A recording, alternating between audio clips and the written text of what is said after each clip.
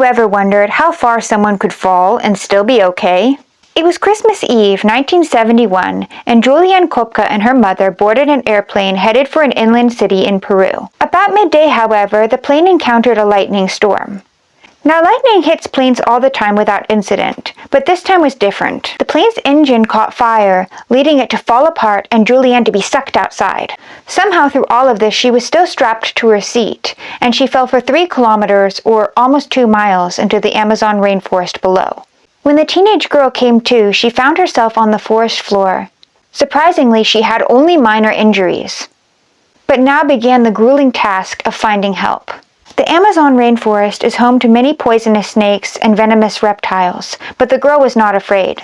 She searched the forest floor for the wreckage of the plane, and she found a bag full of candy. That bag of candy would be her only food for the 10 days that she survived the Amazon rainforest alone. For the first week or so, she saw planes circling above, searching for survivors. But gradually, they stopped. Along the way, one of her cuts became infected, and maggots began eating away at her flesh. And when she looked up, she could see vultures circling above her. And eventually, she found the wreckage of the airplane. Vultures picked at the bones of the dead passengers. Gas was still leaking from the fuselage, and she applied it to her arm to kill the maggots. Because Julianne was raised in the Amazon, she knew that if she followed water, she might eventually find civilization. So she made her way down to the river. She noticed that many gentle animals, monkeys and deer, were gathering around her. But she was exhausted and fell asleep by the riverbed. When she awoke, the animals were gone, and there was a boat.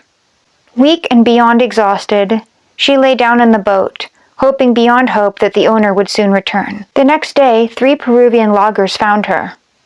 For 2 days they took care of her, cleaning her wounds, feeding her food, and letting her warm herself by the fire. Then they took her to a nearby village where she was reunited with her father. All in all, there were 91 people on the airplane, and Julianne was the only survivor.